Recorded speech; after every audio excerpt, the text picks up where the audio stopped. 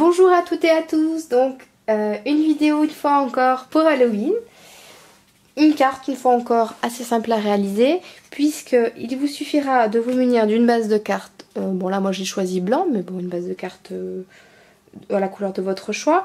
J'ai pris blanc parce que je vais voilà venir apposer, donc vous voyez j'ai réalisé une bordure festonnée dans du papier à motif. J'ai réalisé un feston un tout petit peu plus grand pour mater si vous voulez le papier à motif. Et j'ai découpé des petites bottes de sorcière. Alors c'est un motif que vous retrouverez facilement sur internet. Si vous n'avez pas de machine de découpe, vous pouvez parfaitement trouver des fichiers clipart ou JPEG. Voilà, vous les imprimez à l'ordi puis vous pouvez les décalquer. Je sais pas si vous voyez mais c'est pas non plus c'est pas hyper dur. Vous n'êtes pas obligé de faire la petite boucle, du petit lacet. Ça peut être facilement reproduit même sans machine de découpe. Donc une petite bordure, des petits motifs, donc des petites bottines. Et moi j'ai décidé donc de découper mon petit texte, donc je l'ai découpé à la silhouette. Donc pareil, un texte que vous pouvez découper, que vous pouvez avoir en chipboard par exemple, ou vous pouvez avoir des... comment dire? Oh je cherche mes mots. C'est pas des... oui, de décalcomanie, j'ai envie de dire, ce genre de choses là, voilà. Des transferts, je cherchais le nom. Il y en a des très sympas, donc vous pouvez toujours varier un motif tamponné également. Enfin, vous pouvez varier les plaisirs. Donc, je vais venir tout d'abord encoller mon papier à motif sur la bordure correspondante à un papier en papier uni. C'est fou le bruit qui fait ce truc. Voilà. Et donc, hop là. Je viens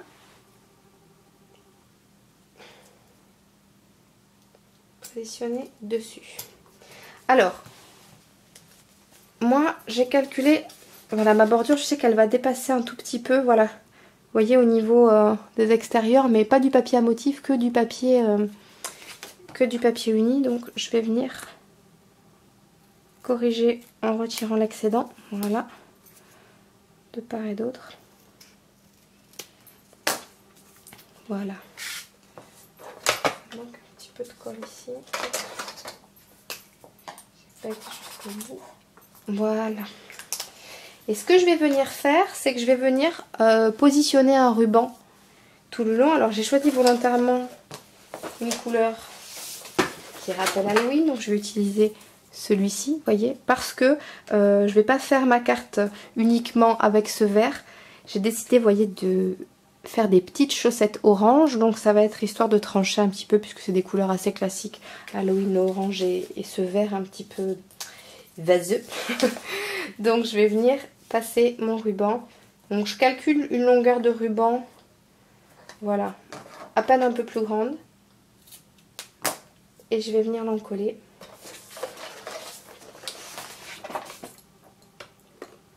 Est-ce que je vais y arriver sans regarder? Non.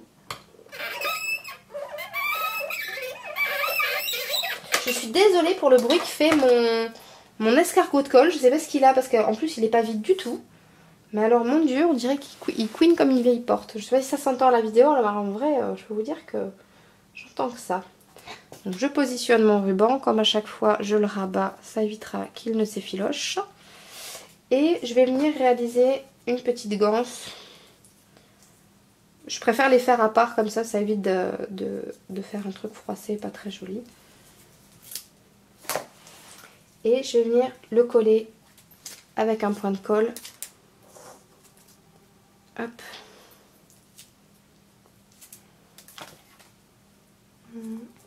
Comme ceci. Voilà. Après c'est une question de goût personnel, mais je trouve que c'est plus joli de faire comme ça que plutôt que de nouer directement sur le ruban principal. Donc voilà, ça va venir ici. Je calcule à peu près, voilà, comment je veux positionner mes petites bottes. Si je veux qu'elles touchent bien le bas de la carte. Oui.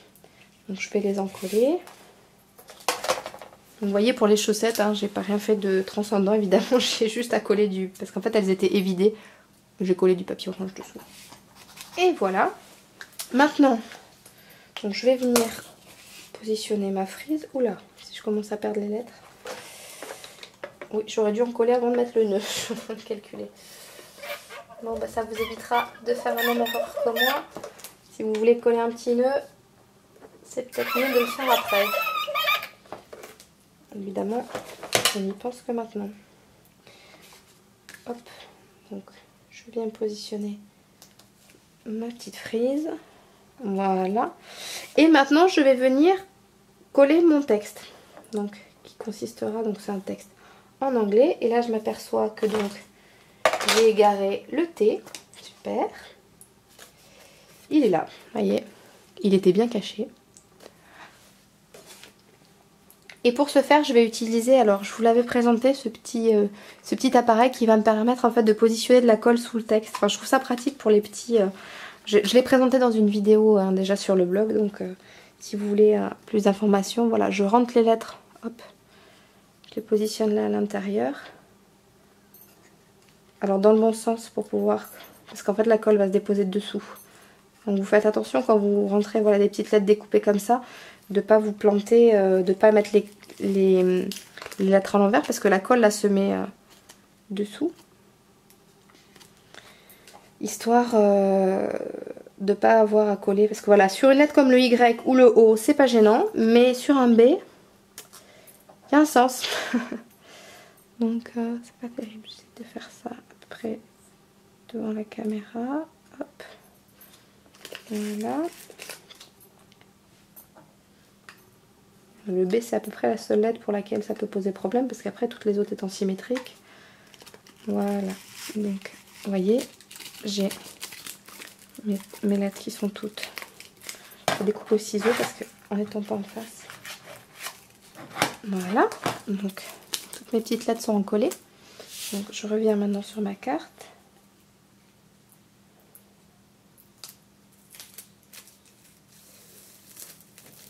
Voilà. Je retire.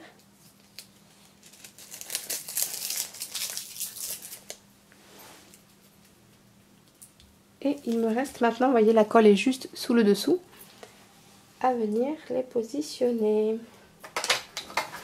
Voilà, donc j'ai décidé d'arrondir les deux bords supérieurs. Voilà, donc une petite carte d'Halloween, pareil, pas très compliquée.